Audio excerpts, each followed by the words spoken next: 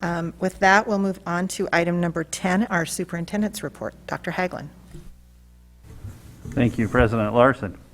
First, I want to welcome our student board member, Sachi Biani, to the dais for the first time in person, so we're glad to have you here.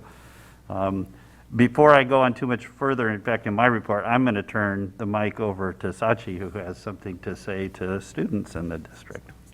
Hello, my fellow students and parents. I know mostly parents are watching this meeting. I want to tell you guys all about this new wonderful trend called Devious Lick, where students steal things from the school. Let me tell you the effects of what Devious Lick has done to our schools. The bathrooms are now closed during most of the time.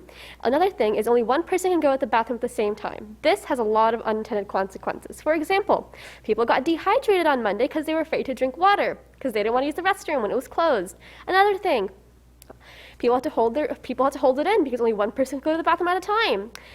This isn't a fun trend. People are getting harmed. Our poor janitors have to disinfect the classrooms because of COVID and now have to deal with all of this mess. Like, if you guys want to have some fun at the schools, I get it. You know what you could do? You can tie a rubber ducky to every single door handle, tie a helium balloon to every single door handle. Don't do things that harm people. That's not worth it. So let's stop with the devious lick trend and start with the angelic yield trend. Thank you. Thank you, Sachi. I appreciate your support on that. Hear, hear. So tomorrow, Amador Valley and Foothill High School football teams will face off in the annual crosstown rivalry game. The varsity game will begin at 7 p.m. and will be broadcast live by our partners at Tri-Valley TV on Channel 30. Of course, you can always come at 4:30 and watch the JV game if you're available. And also, prior to that game at 7 o'clock, Amador Valley will host their annual Pigskin Festival, which does start also at 4:30 like the JV game. Our high schools have been working hard to host events in a manner that is safe for the community to enjoy. I look forward to cheering for both teams on the sidelines and invite everyone to come and show their support. Our ability to host these events on our campuses is reliant upon the care and compliance of each member of our school community. We cannot afford to take our ability to gather as a community for granted.